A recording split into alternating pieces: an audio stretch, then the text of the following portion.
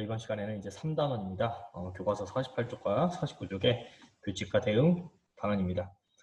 이 규칙과 대응 단계는 여러분들이 이제 앞으로 6학년 때 수학에서 이제 뭐 비례식 혹은 뭐 방정식 같이 이제 그 식을 세우는 데 있어서 매우 중요한 단원이에요.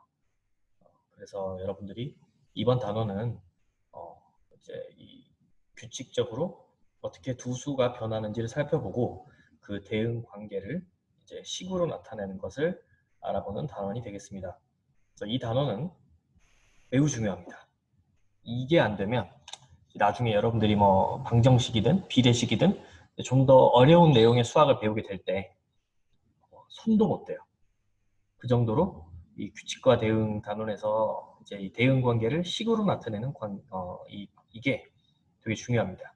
그래서 이제 선생님이 차근차근 이제 여러분들과 함께 같이 공부해 볼 텐데, 이 단원 내용 자체는 어렵지 않지만 여러분들이 이것을 소홀히 하고 그냥 넘어가게 되면은 나중에 큰 문제가 생깁니다. 예를 들어 볼게요. 자, 여기에서 어떤 이 물음표가 들어있는 상자에 이 네잎클로버 하나가 들어갔는데 두 개가 돼서 나왔어요. 그리고 이 상자에 똑같은 상자입니다. 4개의 하트가 들어갔는데 5개가 돼서 나왔습니다.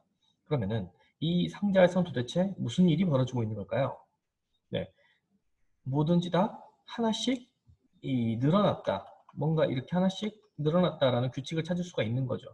그래서 이런 식으로 뭔가 이 상자에서 무슨 일이 벌어지는지 그것을 우리가 식으로 어떻게 나타내는지 이제 뭐 이런 식으로 이 대응 관계, 이 두 양, 이 들어갔을 때와 나왔을 때의 이 두 개의 양을 이 대응시켰을 때 어떻게 관계를 맺는지에 대해서 알아보는 겁니다.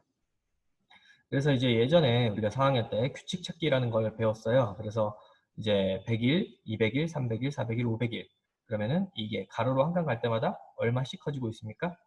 네, 100씩 커지고 있다는 걸 알 수 있겠죠. 이렇게 가로로 갈 때마다 100씩 커지고 있고요. 세로로 갈 때마다는 10씩 커지고 있다는 걸 알 수 있을 거예요. 근데 이렇게 대각선으로 갈 때, 그러면 이 대각선으로 갈 때는 이렇게 몇씩 커지고 있습니까? 네, 100, 10씩 커지고 있구나. 뭐 이제 이런 거를 우리가 이제 배웠었죠. 그리고 이제 여기에서는 뭐 스티커 붙이기 같은 거 했을 거예요. 4학년 때. 그래서 이 한 개에서 시작해서 한 개에서 이제 이렇게 위아래로 하나씩 커지고 있다. 이제 이걸 우리가 이렇게 체크를 해봤을 겁니다. 그래서 오른쪽과 위쪽으로 한 개씩 늘어나요. 이제 이런 걸 우리가 찾아봤어요. 그래서 이제 이번 단원에서 우리가 배울 내용은 두 양 사이에 이 대응 관계를 어떻게 나타내는지, 그래서 이 대응이란 말이 뭔지 이따가 알아볼 거고요.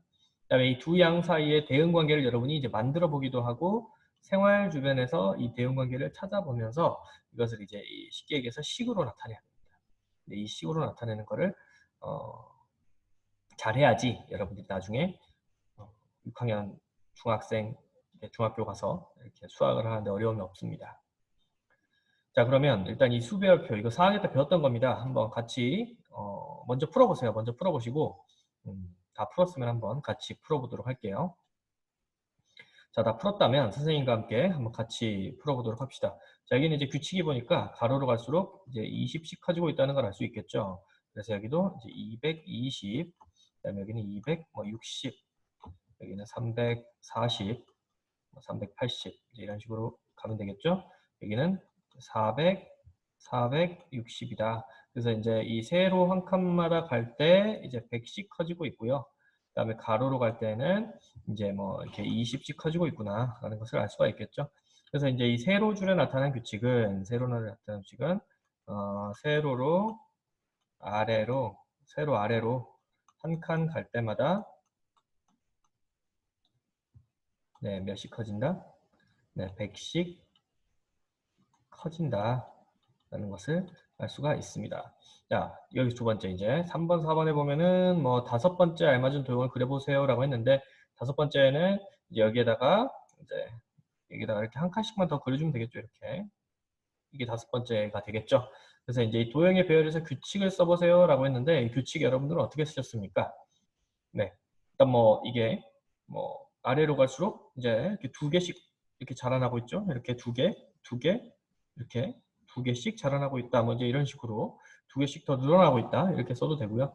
아니면은 뭐 왼쪽과 오른쪽으로 구분했으면 뭐 왼쪽이 항상 그 뭐야 이렇게 여기는 없다고 봐야겠죠. 두 번째 줄 오른쪽에 있는 것보다 항상 한 개씩 더 많다. 뭐 이런 식으로 썼을 수도 있겠어요. 이런 식으로. 그러면 이제 여러분들이 여기에서도 뭐 5, 4 해가지고 여기 5개, 여기 4개 이렇게 해서 놓을 수 있었겠죠. 그래서 그런 식으로 이제 규칙을 쓰면 되겠습니다. 네, 시간 관계상 이제 빨리빨리 하고 넘어가고 이제 50쪽 같이 볼게요. 자, 이제 50쪽에 보면은 두 양 사이의 관계를 알아볼까요? 이제 첫 시간인데요. 50쪽과 51쪽이 이제 오늘 51쪽까지 할 거고요. 네, 다음 시간에 52쪽, 53쪽을 또 풀어볼 거예요. 자, 그럼 먼저 두 양 사이의 관계 한번 일단 이 로봇을 만들고 있다고 하는데 일단 오늘은 이제 이 왼쪽에 있는 두 명이 오늘의 이야기 주인공입니다. 일단 서로 대응하는 두 양을 찾아보자라고 했는데 지금 보니까 여기서 이 남자와 여자아이 이 두 친구는 지금 어떤 부품을 이용하고 있냐? 바로 이 로봇의 사각판, 파란색 있죠? 이게 사각판이고 여기에 무엇을 달았습니까? 지금 양쪽에 네, 바퀴를 달았네요. 그런데 이 사각판과 바퀴를 사용해서 이제 자동차 로봇을 만들고 있대요. 자, 그러면 이 사각판, 이게 이제 자동차의 몸체가 되겠죠. 이 사각판 수와 바퀴의 수 사이에는 어떤 대응 관계가 있는지 알아보자라고 했는데 일단은 그냥 개수만 한번 세보자고, 개수만. 자, 일단 사각판의 수와 바퀴의 수가 어떤 규칙으로 변하나요? 그냥 변하는 게 아니지. 규칙적으로 변하고 있어요. 예를 들어서 여기에 사각판의 수가 지금 사각판의 수가 한 개일 때, 사각판의 수가 한 개일 때 여기에 있는 바퀴의 수는 몇 개가 됩니까? 네, 위아래에 하나씩 있죠. 그래서 2개가 되는 거죠. 사각판 수가 2개가 됐을 때, 두 개가 됐을 때 바퀴의 수는 몇 개입니까? 네, 하나, 둘, 셋, 넷 해서 4개씩인 걸 알 수 있겠고, 사각판의 수가 3개일 때는 바퀴의 수가 6개. 이렇게 지금 변하고 있죠. 그 다음에 사각판 수가 4개일 때는 바퀴의 수가 몇 개입니까? 네, 8개가 지금 되어 있습니다. 이렇게 세보면. 그러면은 이것을 문장으로 말로 표현했을 때 어떤 규칙이라고 말할 수가 있을까? 어떤 규칙이라고 말할 수 있을까요? 말로 했을 때. 네, 예를 들어서 뭐 이렇게 설명할 수가 있겠죠. 예를 들어서 사각판 수가 한 개씩 늘어날 때 바퀴는 2개씩 늘어난다. 이런 식으로 뭐 써볼 수가 있을 것 같아요. 그렇죠? 사각판 수가 한 개씩 늘어날 때 바퀴의 수는 2개씩 늘어나는구나. 이렇게 써볼 수가 있겠죠. 혹은 바퀴의 수는 항상 이 사각판 수의 몇 배입니까? 그렇죠. 2배씩이죠. 반대로 사각판 수는 바퀴의 수의 항상 절반, 즉 2분의 1이다. 뭐 이런 식으로 문장을 쓸 수도 있을 것 같아요. 자, 그러면 이제 준비물 5번에 여러분들이 이제 이어서 조립할 모양을 한번 붙여보라고 했는데 뒤쪽에 준비물 5번에 보면은 붙임 딱지가 있습니다. 한번 여러분들이 5개, 6개일 때를 한번 먼저 붙여보세요. 이렇게 쭉 붙여보다 보면은 이게 어떤 모양이 될지 예측이 되죠. 규칙적으로. 이게 이제 선생님이 이렇게 끌어서 붙여보면은 이제 이게 딱 붙진 않습니다만 이제 이런 식으로 붙일 수 있겠죠. 그 다음에 이제 이게 5개일 때, 이게 6개일 때 이런 식으로 붙여볼 수가 있을 거예요. 그러면은 이게 계속 쭉 붙이다 보면은 이제 이렇게 되겠죠. 이게 7, 8, 9. 자, 이제 이런 식으로 여러분 이제 선생님이 9개까지 붙였는데 이게 지금 보니까 붙이지 않더라도 이 사각판의 개수에 따라서 바퀴의 개수를 우리가 예측할 수가 있겠지. 그렇지? 그러면 붙임딱지를 붙이지 않고도 사각판의 수를 알 수 있다면 바퀴의 수도 알 수 있을까? 즉 사각판 수와 바퀴는 항상 일정하게 변하는 걸까? 라고 했을 때 일단 그러면 사각판이 10개일 때 이 10개일 때는 바퀴가 몇 개 필요하겠습니까? 네, 20개가 필요하다라는 것을 알 수가 있겠지. 어떻게 알 수 있었습니까? 네, 사각판이 몇 개? 한 개씩 늘 때마다 바퀴의 수는 두 개씩 늘었죠. 그렇죠? 그러니까 사각판이 5개라면 바퀴의 수는 10개였어. 그럼 사각판이 10개라면 바퀴는 몇 개가 돼야 되겠습니까? 네, 바퀴는 항상 2배였으니까 20개가 된다라는 것이죠. 그러면은 여기에서 이 사각판 수와 바퀴의 수 사이에는 어떠한 대응 관계가 있냐라고 물어봤는데, 여기에서 선생님이 대응 관계라는 말이 무엇인지 간단하게 정리하자면, 이 대응 관계라는 건요, 한 양이 변할 때, 한 개의 어떤 예를 들어 사각판의 수가 변할 때 다른 양이 그에 따라 일정하게 변하는 관계, 이것을 우리가 대응 관계라고 합니다. 한 양이 변할 때, 수가 변할 때 그 다른 양, 바퀴의 수가 일정하게 변해야 된다. 그냥 막 변하면 안 돼요. 예를 들어 사각판이 1개 늘어나는데 어떨 땐 바퀴를 1개만 붙이거나 바퀴를 안 붙이거나 이러면 안 된다는 겁니다. 일정하게 규칙적으로 변하는 관계를 우리가 뭐라고 하느냐? 대응 관계라고 한다. 대응 관계.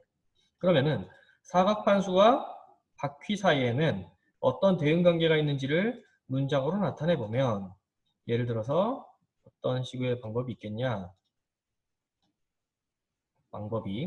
예를 들어서 아까 이제 썼던 것처럼 사각판 수는 바퀴의 절반이죠. 이런 식으로 대응 관계를 문장으로 정리할 수도 있을 것이고, 혹은 예를 들어서 바퀴 수는 반대로 바퀴의 수는 사각판 수의 2배이다. 이런 식으로 여러분들이 대응 관계를 이렇게 정리해서 문장으로 나타낼 수가 있겠습니다. 같은 말이죠. 사각판 수는 바퀴수의 절반이다거나 바퀴의 수는 사각판 수의 2배인지 이게 뭐가 기준이냐에 따라서 달라지는 겁니다. 주변에서 대응하는 두 양을 찾아서 어떤 대응 관계가 있는지 살펴봅시다라고 했는데, 여기서 이제 대응 관계이니까 뭔가 이 두 수가 규칙적으로 커져야 돼요. 예를 들어 한 개의 양이 하나가 늘어났을 때 다른 것은 한 개씩 혹은 2개씩 규칙적으로 늘어야 된다는 거죠. 예를 들어서 한 사람당 있습니다. 한 사람당 눈이 몇 개씩 있죠? 네, 2개의 눈이 있죠. 그렇죠? 그러니까 사람이 1명이면 눈은 2개가 될 것이고, 사람이 2명이면 눈은 4개가 되겠죠. 이런 식으로 뭔가 규칙적으로 커지는 거, 혹은 한 사람당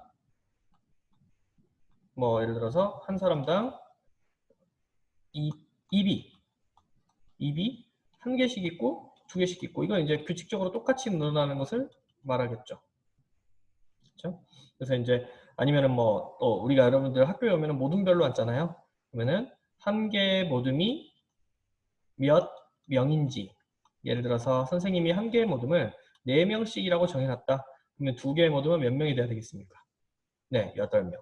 3개의 모둠은 12명. 이런 식으로 우리 주변에는 이 대응되는 두 양에 따라서 대응 관계를 이루는 것들이 이렇게 많이 있습니다. 그래서 여러분들도 이제 한번 그 대응 관계를 한번 찾아보시고, 여기다가 간단하게 우리 주변엔 이런 대응 관계가 있지, 이런 것들을 한번 찾아보시면 좋을 것 같습니다. 오늘 수업은 여기까지 하고요. 일단 익힘책은 다음 시간에 이제 그 53쪽까지 하고 푸는 걸로 하겠습니다.